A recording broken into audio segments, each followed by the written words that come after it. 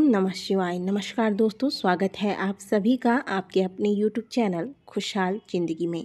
दोस्तों, आज है देव उठौनी एकादशी का व्रत।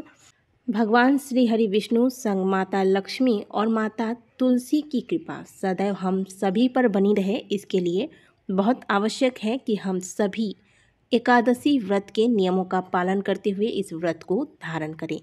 और हम सभी चाहते हैं कि हमारे ऊपर भगवान की कृपा सदैव बनी रहे, लेकिन कुछ लोग इस व्रत को धारण नहीं कर पाते हैं। यानी कि बहुत से लोग एकादशी का व्रत करते हैं, लेकिन बहुत से ऐसे भी लोग हैं जो एकादशी के व्रत को नहीं धारण कर पाते हैं। किसी की शारीरिक समस्या होती है तो किसी की कुछ अन्य समस्या भी हो सकती है। आज के दिन क्या आपको खाना चाहिए, क्या नहीं खाना चाहिए, कौन सी चीज़ें आपको अवश्य ही ग्रहण करना चाहिए जिससे कि आपके घर में धन संपदा बनी रहे। साथ ही आपको ये भी बताएंगे कि देवोत्थान एकादशी का पारण कब होगा, पारण करने की क्या विधि है, पारण के दौरान भोजन में कौन सी सावधानियां अवश्य बरतनी चाहिए, पारण के दौरान कौन सी चीज़ों का सेवन बिल्कुल भी नहीं करना चाहिए, नहीं तो एकादशी व्रत का जो है पूर्ण फल हमें प्राप्त नहीं हो पाता है। और देखिए, ये सारी जो चीज़ें हैं वो बहुत ही महत्वपूर्ण चीज़ें हैं। एकादशी व्रत में कुल 3 दिनों का नियम होता है। इसे कठिन व्रत इसलिए कहा जाता है क्योंकि और व्रतों में आपको 1 से 2 दिन का नियम पालन करना पड़ता है। इसमें कुल 3 दिनों तक आपको विशेष नियमों का पालन करना पड़ता है, जो कि काफ़ी कठिन भी होते हैं। इसीलिए एकादशी व्रत हर किसी के द्वारा संभव नहीं हो पाता है करना। तो नियमों को अवश्य जानकर ही आप इस व्रत का पालन करिएगा, नहीं तो व्रत का पूरा फल प्राप्त नहीं हो पाता है। पूरी जानकारी के लिए वीडियो को पूरा देखिएगा। वीडियो अगर अच्छी लग जाए तो वीडियो को लाइक ज़रूर कर दीजिएगा। तो दोस्तों, देव उठान एकादशी के दिन श्री हरि विष्णु जो कि पिछले 4 महीने से योग निद्रा में थे, उन्हें जगाया जाता है। उन्हें जगाने के लिए वेद मंत्रों का उच्चारण किया जाता है। शंख, घंटी नाद या फिर तालियां बजाकर उनके नामों का कीर्तन करके उन्हें आज के दिन जगाया जाता है। भगवान को जगाने के बाद सबसे पहले आपको भगवान का अभिषेक करना है पंचामृत द्वारा, या फिर शुद्ध जल में गंगा जल तुलसी पत्ता मिलाकर भगवान का अभिषेक करें। भगवान के जिस भी स्वरूप को आप पूजते हैं, लड्डू गोपाल जी हैं या फिर श्री राम भगवान हैं या फिर विष्णु भगवान की कोई मूर्ति है, तो इनका अभिषेक करें।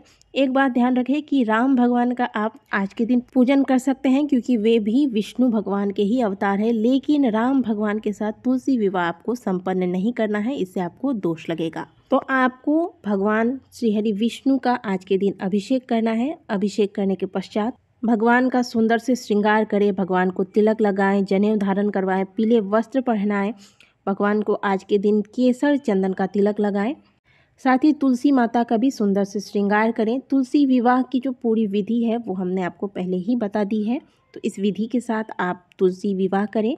आज के दिन भोग में आप अन्न का प्रयोग ना करें। आप भोग में वो फलें अवश्य शामिल करें जो इस मौसम में मुख्य रूप से पाई जाती हैं, जैसे कि गन्ना, आंवला, सिंघाड़ा। इन फलों को आप अवश्य भगवान के भोग में शामिल करें। साथ में तुलसी पत्ते रखना ना भूलें। बिना तुलसी के पत्ते के भगवान को कभी भी भोग नहीं लगता। आज के दिन गन्ना भगवान को अर्पित करने से या फिर गन्ने का रस भगवान को समर्पित करने से व्यक्ति को अखंड लक्ष्मी की प्राप्ति होती है, तो पूजा में गन्ना अवश्य शामिल करें। आज के दिन घर में सभी को गन्ना थोड़ा थोड़ा अवश्य चूसना चाहिए, इससे घर में धन संपदा आती है। इसके अलावा जो व्रती लोग हैं, यानी कि जो व्रत करते हैं, वे भी फलाहार में सिंघाड़े का प्रयोग अवश्य करें।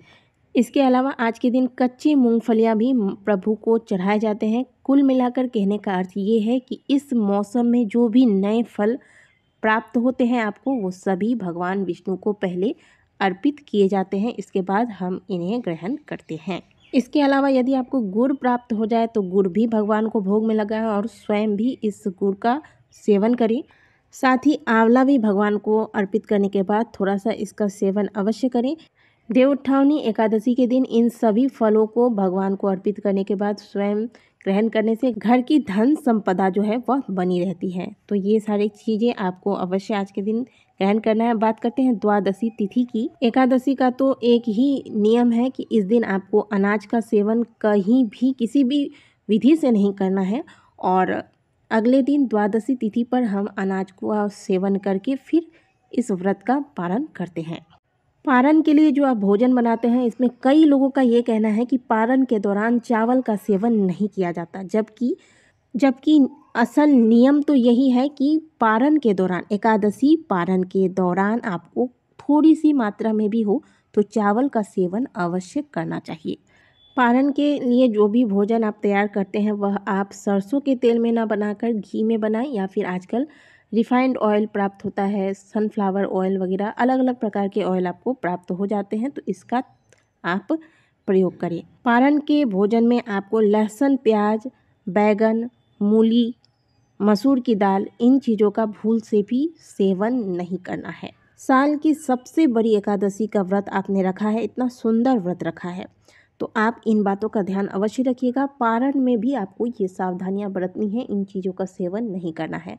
अगली बात, एकादशी के पारण वाले दिन यानी कि द्वादशी के दिन यदि आप पूरे दिन में 3 बार भोजन कर लेते हैं तो यह एकादशी का जो पुण्य है वह त्रिजटा को चला जाता है।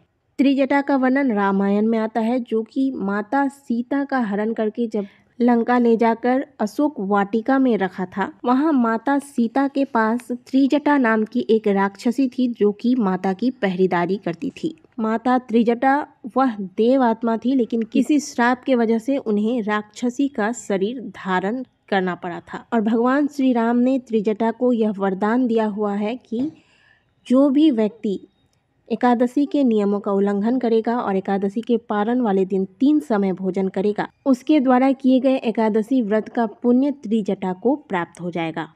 तो आपके द्वारा किया गया जो व्रत है उसका फल आपको ही प्राप्त हो, त्रिजटा माता को ना प्राप्त हो, इसके लिए आपको पारण वाले दिन 2 समय ही भोजन करना चाहिए। पारण के वक्त आप अनाज का सेवन कर लें, इसके बाद आप दिन भर चाय, पानी, फल फूल इत्यादि खा सकते हैं। अनाज का सेवन नहीं करना है, फिर एक बार रात को आप अनाज का सेवन कर सकते हैं। इसलिए आपको जितना भोजन करना है, आप प्रसाद ले रहे हैं, प्रसाद आप अपने भोजन की थाली में रखिए। पहले आप प्रसाद ले लीजिए, इसके बाद आप भोजन कीजिए। थाली में एक ही बार आप भोजन परोस कर ले लीजिए और फिर इस भोजन को ग्रहण कीजिए। बार बार आज के दिन अनाज का सेवन मत कीजिएगा। अब बात करते हैं कि एकादशी का पारण आपको कब करना है। द्वादशी तो वैसे 4 तारीख को शाम के वक्त ही लग रही है, लेकिन 5 नवंबर को आपको पारण करना है। पारण का जो शुभ मुहूर्त होगा वो होगा 5 नवंबर शनिवार सुबह 6:40 से लेकर 8:53 तक। इस बीच आपको पारण कर लेना है व्रत का पारण अनाज के साथ ही होता है, ये हमने पहले भी बताया।